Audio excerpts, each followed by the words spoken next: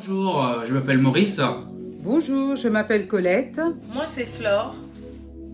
Nous allons vous lire Les rhapsodies de réalité. Notre partenaire, le pasteur Chris Oyakilome. Suivez-nous. Suivez-nous. Suivez-nous.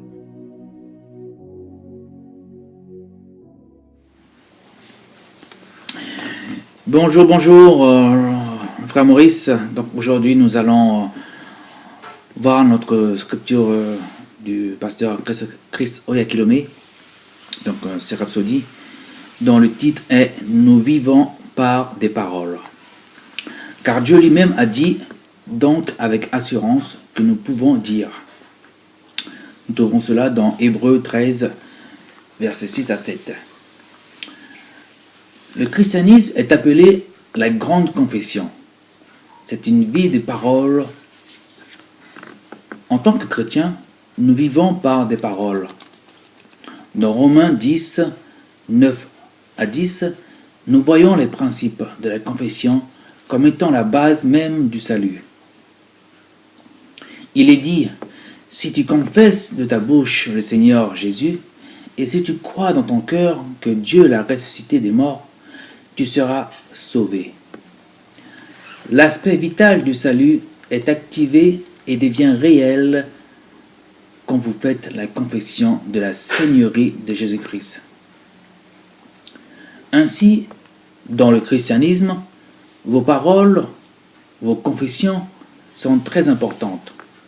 Le Seigneur Jésus a dit dans Matthieu 12, verset 37, « Car par tes paroles tu seras justifié, et par tes paroles tu seras condamné. » Dans Marc 11, verset 23, Jésus a dit, « Je vous le dis en vérité, si quelqu'un dit à cette montagne, ôte-toi de là et jette-toi dans la mer, et s'il ne doute point en son cœur, mais quoi ce qu'il dit arrive, il le verra s'accomplir. » Il mettait l'accent sur les paroles.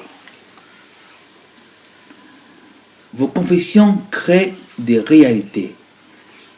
Nous créons des nouvelles réalités pour aujourd'hui et le futur avec nos paroles. La Bible dit, au commencement, Dieu créa les cieux et la terre, et elle nous dit comment il l'a fait.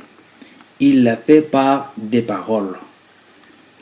La puissance de la parole qu'il a déclarée, il a restructuré et remis de l'ordre dans le monde qui était devenu une masse chaotique. Nous voyons cela dans Genèse 1, versets 1 à 6. Ce que Dieu a fait au commencement, c'était pour nous révéler comment ramener l'ordre, la beauté et la gloire dans nos vies, dans nos situations et circonstances par des paroles. Tracez votre parcours de victoire et de succès avec vos paroles. Rendez votre vie perpétuellement triomphante. Maintenant même, déclarez des paroles qui sont en accord avec les divines provisions, les plans et les desseins de Dieu pour vous en Christ. Et tout ce que vous dites s'accomplira, certainement. Affirmez que des bonnes choses vous parviennent et de glorieuses choses vous arrivent et se produisent autour de vous, parce que vous êtes la postérité d'Abraham. Amen. Nous allons passer à notre confession du jour. Donc, la parole de Dieu dans ma bouche prévaut alors que je la déclare. De bonnes choses m'arrivent et se produisent autour de moi. Mes paroles sont empreintes d'énergie divine, créant de nouvelles et de glorieuses réalités, transformant les circonstances et changeant les situations pour se conformer à la provision, plan et dessein de Dieu pour moi en Christ. Alléluia. Alléluia. Pour une étude approfondie, nous allons voir le verset 2 Corinthiens, chapitre 4 à 13.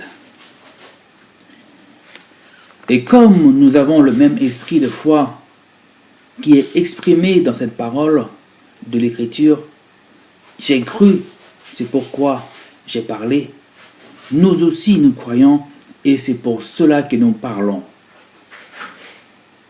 Hébreux 13, versets 5 à 6 nous dit « Ne vous livrez pas à l'amour de l'argent, contentez-vous de ce que vous avez, car Dieu lui-même a dit « Je ne te délaisserai point et je ne t'abandonnerai point. » C'est donc avec assurance que nous pouvons dire « Le Seigneur est mon aide, je ne crains rien. Que peut me faire un homme ?» Amen. Soyez bénis, mes frères.